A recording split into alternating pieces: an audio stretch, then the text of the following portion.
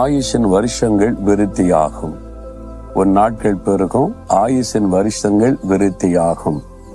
மனிதனுடைய ஆயுச நாட்கள் 70 வருஷமும் பலத்தின் மிகுதினால் 80 வருஷம் அப்படின்னு சொல்லப்பட்டிருக்கிறார். அந்த காலத்திலேயே இப்ப ஆயுச நாட்கள் குறைந்து கொண்டே வருகிறாரு. ஆனால் உன் ஆயுச நாட்கள் நீடித்திருக்கணும் ஆண்டவர் விரும்புகிறார்.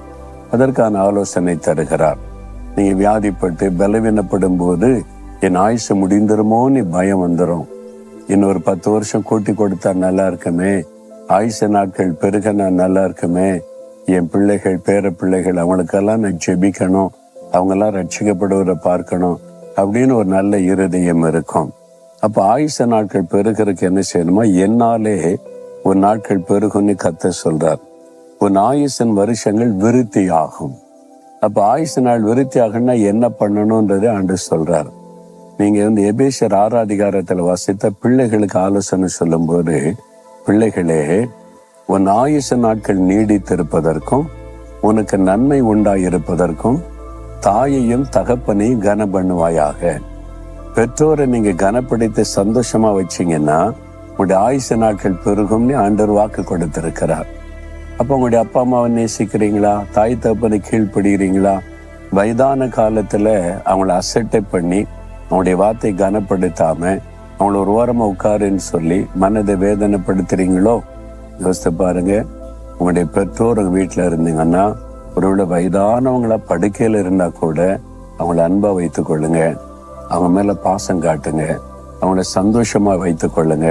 அது உங்களுடைய ஆயுச நாட்களை பெருக பண்ணும்.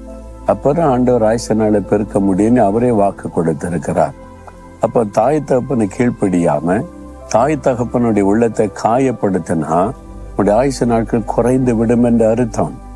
அதனால நீங்க வியாதியில் இருக்கீங்களா, படுக்கையில் இருக்கீங்களா, உங்களுடைய பெற்றோரை நீங்க சந்தோஷமா வச்சிருந்தீங்களான்னு சிந்திங்க. அவங்கள காயப்படுத்தியிருந்தா உடனே அவங்கள்ட்ட போய் மன்னிப்பு கேட்டு அவங்கள சந்தோஷப்படுத்துங்க.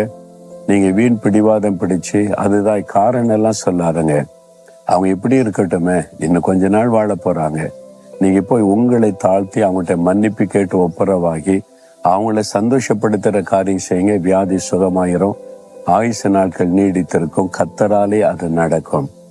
இதெல்லாம் செய்யாம மருந்து மாத்திரைக்கு ஆஸ்பத்திரிக்கு ஆயிரக்கணக்கா லட்சக்கணக்கா பணம் செலவு பண்ணி நீங்க பெரிய பலனை பார்க்க முடியாது. வசனத்துக்கு கீழ்ப்படியும் போதுதான் அற்புதத்தை நீங்கள் பார்க்க முடியும். யோசிச்சு பாருங்க. உங்க அப்பா அம்மா பார்த்து எவ்வளவு நாள் ஆச்சு?